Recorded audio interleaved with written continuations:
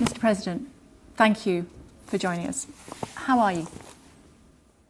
I'm well, I'm strong, as are our people. Sometimes a little bit sad when we have some attacks, and each day proud of our soldiers and of our army. Oh, and of course, first of all, I'm proud of our people. Can I take you back to almost a year ago and the start of the war? Could you tell us what you remember about the night that the Russians were coming? Складна була ніч, і це абсолютно факт. Я пам'ятаю дружину, сім'ю, і це, як, знаєте, як фотографії свого життя. Тобто ти фрагментарно пам'ятаєш деякі речі, а потім почався довгий день, який не закінчився і не закінчився до цього дня. Тобто я пам'ятаю вночі вибухи, дзвінки, і я сказав: збирайся, ти повинна зібрати наших дітей і розповісти їм все, що відбувається, і бути готові, тому що буде небезпечно в президентській резиденції, там, де ми жили тоді. І це зрозуміло, чому війна почалась. І ось і все. І я буду тут, на Банковій, з того дня, з тієї ночі. Я приїхав сюди. Я був першим. І потім почала з'їжджатися вся наша команда. І ми почали працювати. І з того дня, like I said to you already, that from that period, from those days, this day began this long day. How close were they to you? Some suggestions they were just 2 kilometers away. Чесно кажучи, ніхто точно цього не знає, якщо чесно. Давайте будемо відвертими. Працювали ДРГ-групи, якихось людей затримували в цьому кварталі, в кварталі урядовому, це кілька кілометрів. Одну групу начебто затримали десь у парку біля Верховної Ради України. Але, дивіться, знаєте, було багато розвиток і багато різних розвиток. Говорили, як мені потрібно дуже швидко пересуватись, поїхати, тому що багато груп працює навколо будівлі Банкової і в урядовому кварталі. І тому треба робити ті чи інші кроки. Якісь люди були на під'їзді до Києва. Послухайте, для мене це така просто частина війни. Скільки таких людей було і скільки замахів, не вірте, коли кажуть хтось, це були десятки разів, тощо, я не знаю. Я не знаю, може якісь спецслужби знають краще. Here we are almost a year later, and we're hearing about tanks. You need tanks, you need them fast. A deal is being done this week. What can you tell us about it? Ситуація з танками ми повинні з вами просто розуміти, тому що не можна просто дати танки або не давати. Питання в тому, що це дасть нам. Що це дасть? Довгий час ми говоримо про броньовану техніку, з якою у нас дефіцит. Дефіцит в порівнянні з Росією, з їх великою кількості. У нас не такий дефіцит в порівнянні з іншими країнами Європи, скажу вам відверто.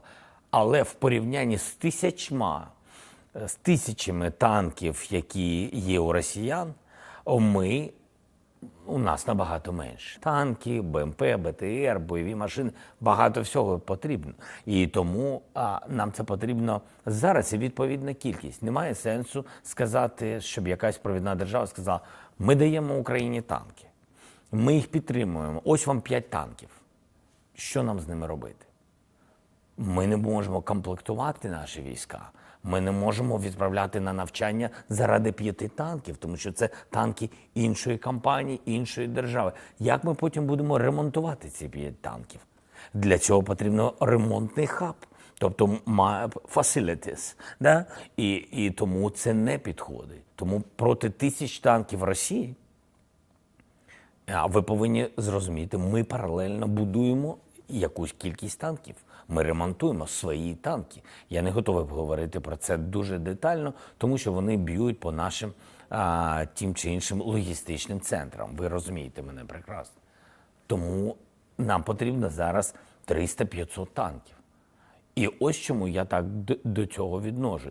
Танки потрібні для наступальних дій по нашій землі, на нашій землі. Броньована техніка потрібна, щоб захистити наших людей. Ну, ось. But tanks are coming. Abrams tanks are coming from the United States. And finally, Leopard 2 tanks are coming from Europe. You must be relieved. Ще ні. Щойно. Шольц? Тільки що? Ну, у мене з Шольцем буде розмова. Ось зараз прес-секретар сказав, що щойно Шольц, канцлер Шольц, підтвердив, що дасть леопарди. У мене зустріч одразу з ним розмова по телефону одразу після нашого інтерв'ю. Я дуже радий, хочу подякувати Німеччині. Я дякую Британії і дякую Сполученим Штатам Америки за те, що вони прийняли такі рішення. Але я вдячний в цілому світу за підтримку України. Але якщо ми говоримо відкрито з вами і чесно, то кількість танків і термін, коли вони можуть до нас доїхати, мають невід'ємну, а важливу роль в порівнянні з тим, що прийнято рішення. У нас є зброя, по якій було прийнято рішення, а вона досі не доїхала. Буває, місяці їде ця зброя. Розумієте? І я не говорю, що хтось винен в цьому. Я просто говорю, що полегшення, відповідаючи на ваше питання, полегшення настає тоді, саме тоді, коли те, що партнери дають, воно починає працювати на захист нашої армії.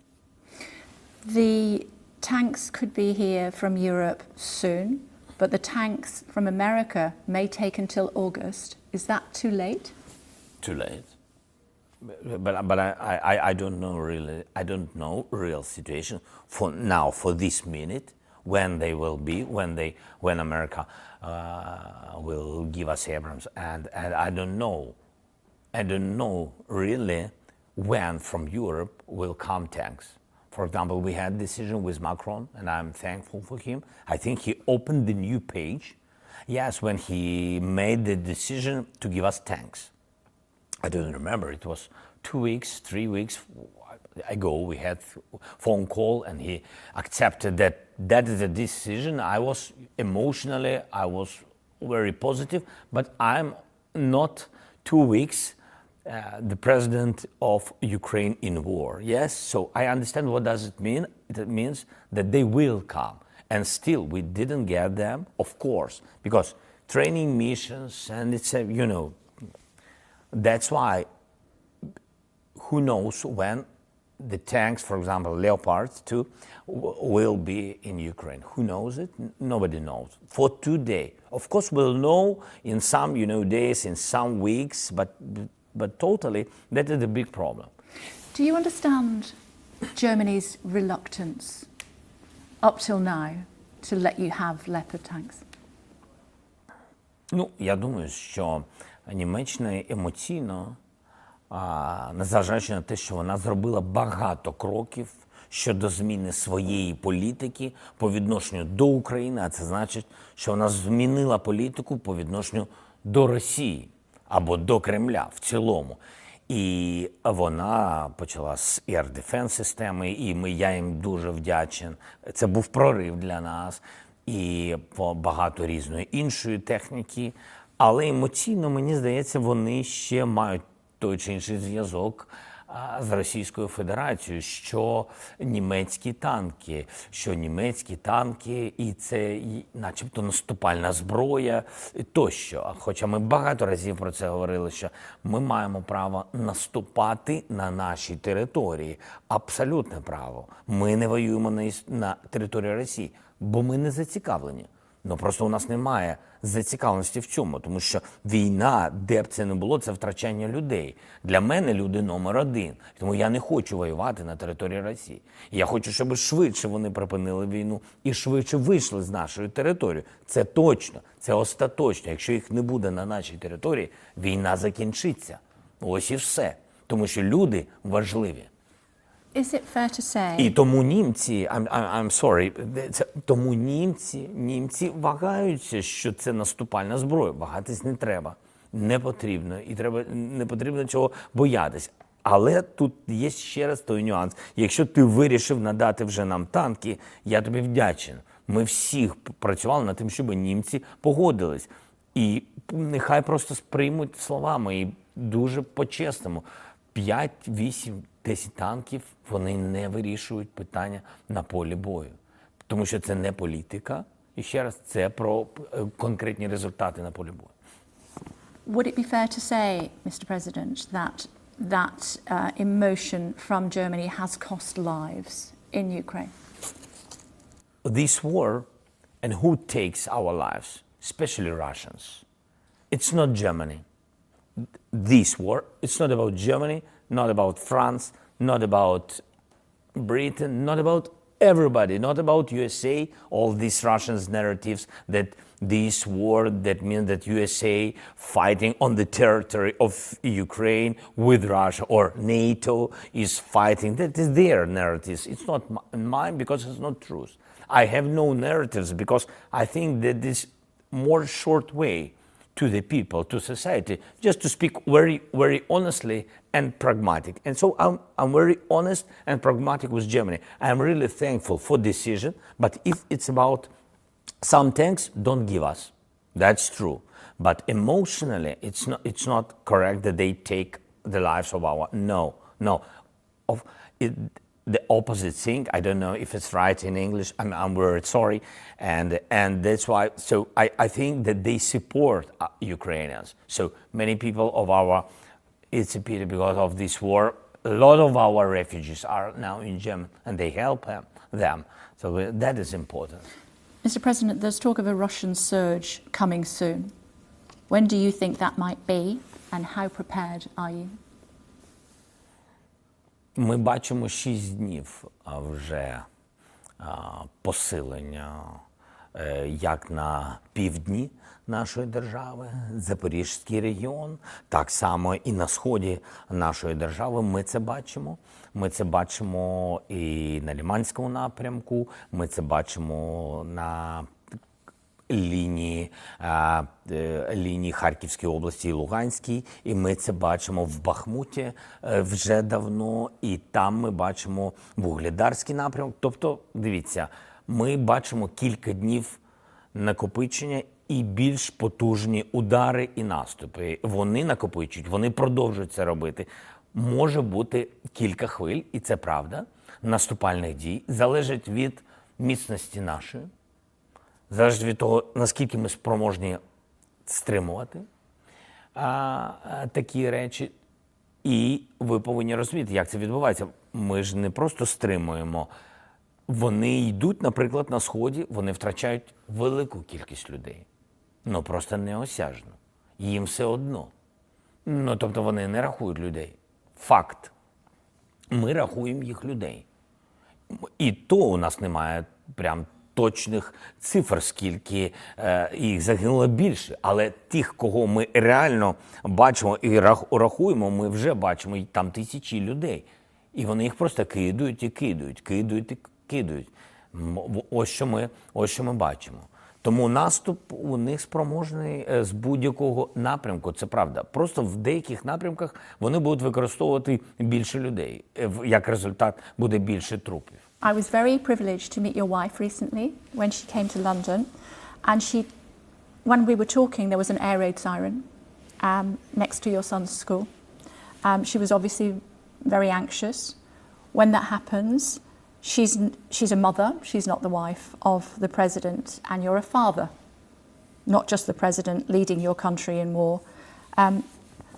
War rips families apart. A lot of young Russian boys are being sent to their deaths as cannon fodder. What's your message to their parents? Ви знаєте, мені здається, що про це можна довго говорити.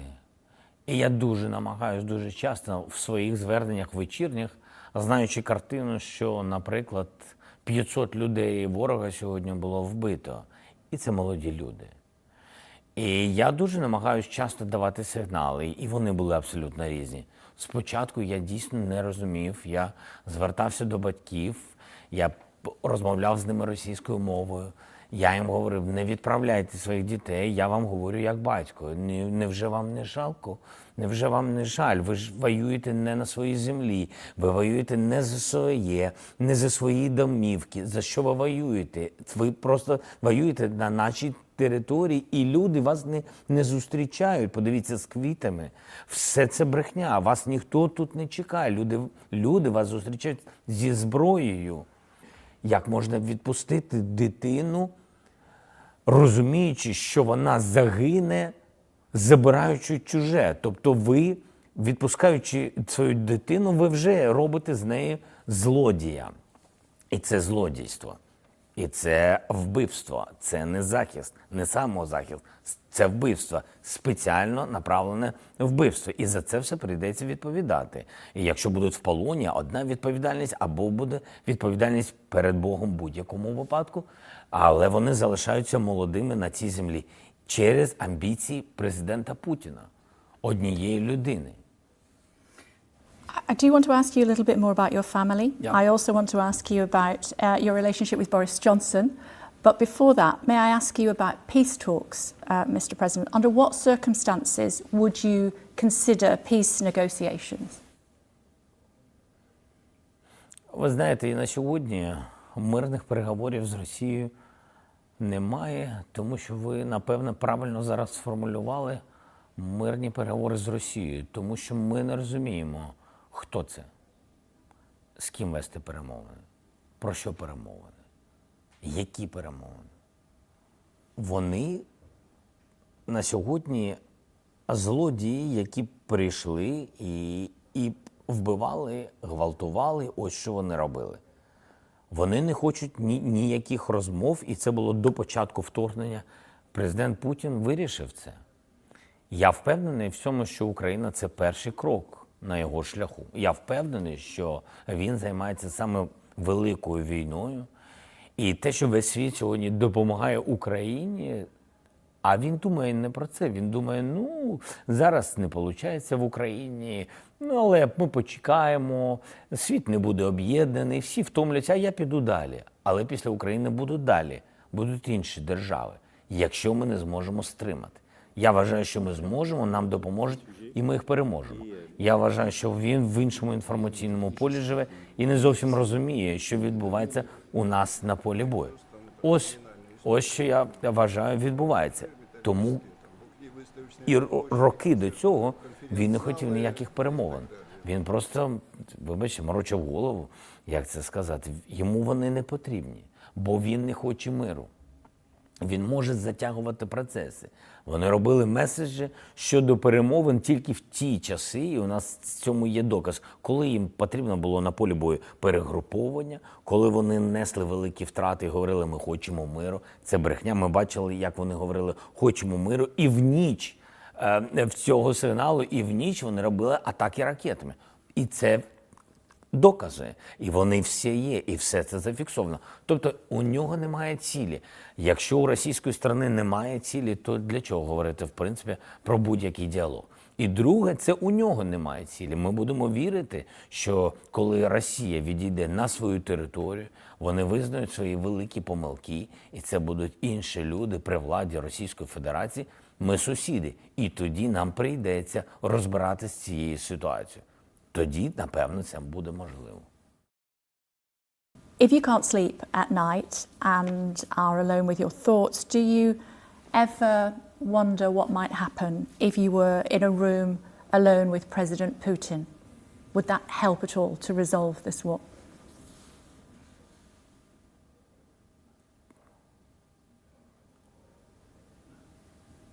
It's not interesting for me. Not interesting to meet, not interesting to speak. Why? Because we had meeting with him in Normandy format. It was before the full-scale invasion. I saw the man who said one thing and then did another. So for me, I can't understand, is it his decisions or somebody else? So for what meet? To meet what? To shake hands? Don't interesting. To speak? Don't interesting. I really don't understand who really make decisions in Russia. Sometimes I think their society, they push on him and he doesn't have his own decision. Sometimes I think that is his, close people. Sometimes close business or oligarchs. That's important for them to take some part of Ukraine because they see something for their future. So with whom I'm speaking? Not interesting. From the moment I was interested in, after 2014, when they occupied our territory and occupied Donbass, I was interested in, when I became the president, to see him, to meet with him, to have decisions, to deoccupy our territory by diplomacy. I was interested in.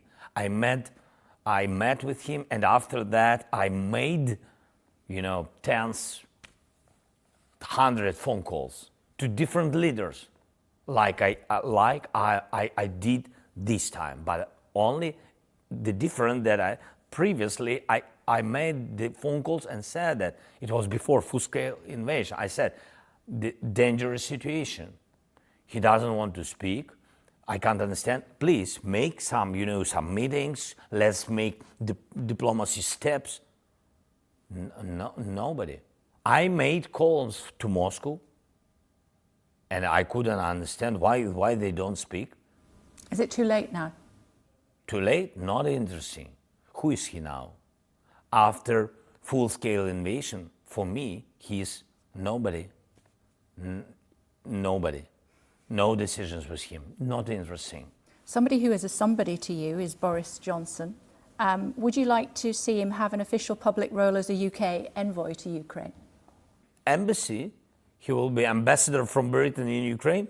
With pleasure. With pleasure. He's a good guy, and I'm not sure that he's ready for such status because but who knows? I mean that with pleasure, really. How would you feel if he ran again to be Prime Minister? Would he get your support? I think that it's not correct to me to support Johnson to be a prime minister when Rishi is prime minister. Is not correct. I'm sorry. I mean, totally, the policy. You have to understand. My opinion is really my opinion that the society and so support it and so support us. So I'm very thankful, and all my appreciation just to Britain and to your people, to society, to Great Britain, all the regions. Really, they made a lot, and really helped. And and it was by letting Johnson. And now, if we're speaking about now, we have good relations with Sunak. I think we had more long relations with Johnson because it was more long time, and of course very difficult time at the first days of full-scale invasion. That's why I saw Johnson in different situations. I saw him not in war and then in full-scale war. That's why we have special relations. Talk to me about your family life. You talked about them having to leave just before, when the war was breaking out. You see them very rarely. I think the question is to my family. Am I good? Like father, their attitude to me. I think it's also not. I don't know if I can use such word. Not polite to speak about me, about me in such case. But I think that they love me, and it's not about thinking. I feel it. I think that these feelings is the best one, and I want to save it. Yes, and that is the most important I have. So my family. How often And, do you when- manage to see them? How much? How often do you How manage? often?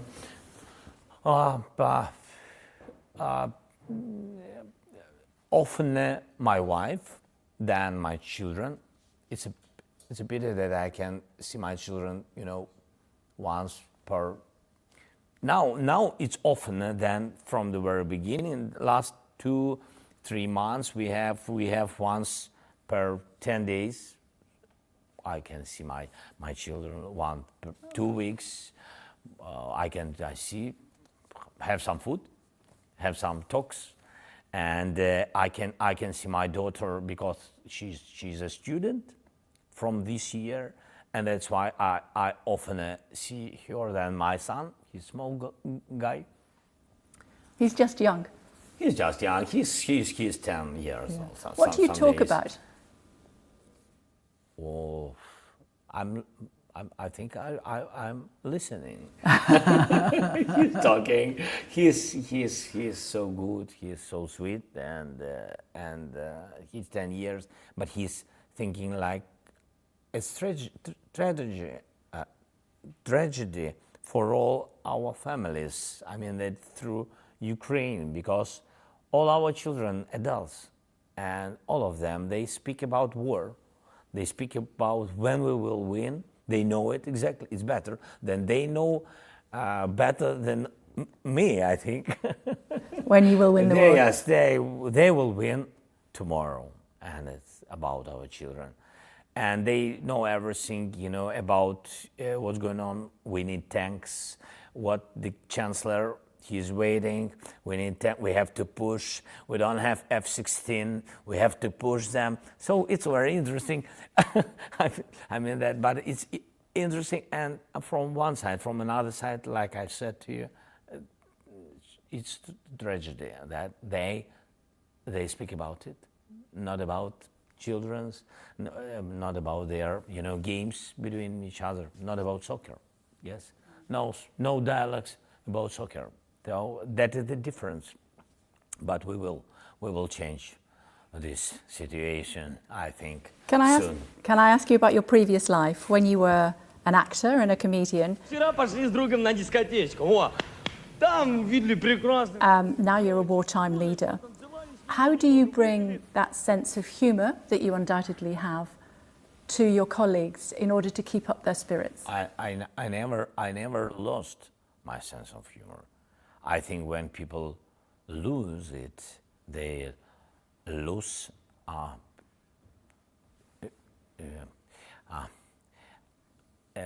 адекватність, як сказати. The state of mind, the sober state of mind, yeah. I think so. Yes, you have to concentrate and be very serious, not during months. You have to do it in very important moments, in very difficult decisions. You have to be clever, and you have to be adequate, and you have to be brave, because you are the leader. That's it. It's very important. It's not interesting what you feel. You have to do it, and you have to change. If you feel that you can't, you have to change very quickly. Not to run, stay, change, and make decisions. That is very important, and very important to make decisions quicker than enemy. That is very important. Not to think. It's not about philosophy or something like this. You have to make decisions. I think that is steps to the big victory. Small steps, small victorious steps, small steps each day. Each day you have to wake up and think what we'll do today to make this victory closer. That is very important, and that's why. But to be adequate, you have to sometimes, yes, in the night, have some, 15 minutes to think about, to speak with children by phone, something like this, to not without any crying, that it's so difficult and very huge to lead the country without all these things. It's not, I think you will find some people who will tell about you like in social media, etc. Yes, without them, without it. You have to be strong, and that's why humor, sense of humor shows when you can joke, sometimes of course, shows that you are okay, that you are strong, that you control the situation. It's very important to control the situation. That's it. Nobody can make decisions without you, because then the result. So I mean that the result depends on you. Yeah. So that's why you have to concentrate, and humor makes you human. When was the last time you laughed? Was it my outfit? Oh, no, 1 second ago, I think last time. Yeah. Let me ask you this. It's your birthday today. Yes. Happy birthday. It's not funny. What would be I'm 45. It's not funny. what would be the best gift you could have? The best gift. I don't like. I mean that I had everything before my presidential time and before this war. And so I will not be surprised if we are speaking about some things, some material things. It's not interesting. Yes. So, of course, if our soldiers can today deoccupy some little village, it will be great, because it's so difficult. It's so difficult. Like they go 100 meters, 500. 300, and then 300 back, and then 500 forward. So for me, the best present is walking forward. That's it. Thank you. And thank you.